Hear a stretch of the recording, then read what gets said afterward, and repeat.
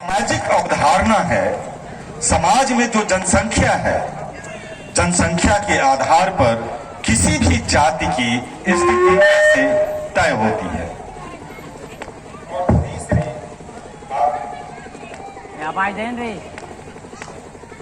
तीसरी बात कि जो संस्कृति है वह किस तरह से जाति और समाज के निर्माण में अपनी भूमिका निभाती है। सबसे पहले इधर आधी आबादी को नमन, माताओं को, बहनों को, कि घर का सारा काम करके जब ये आती हैं तो इनकी स्थिति क्या होती है। और जो आधी आबादी के जो पुरुष हैं उसके लिए एक स्त्री का काम क्या होता है। मैं ललिता देवी से अपनी बात शुरू करूंगा कि किस तरह से ललिता देवी अपने परिवार को देखती हैं और वो जिम्मेदारी केवल ललिता देवी की ही है या फिर उनके परिवार के पुरुषों की भी है।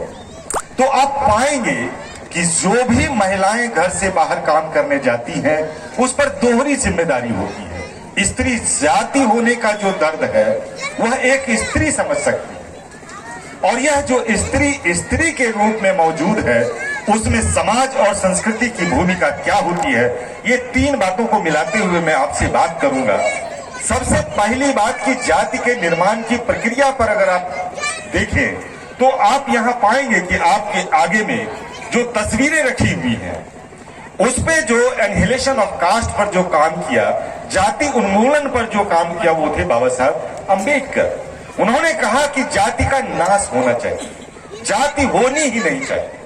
और 1936 में लाहौर अधिवेशन के लिए उन्होंने एक पत्र लिखा और उस पत्र में उन्होंने यह समझाने का प्रयास किया कि जाति होने से हमारी दुर्गति क्या होती है।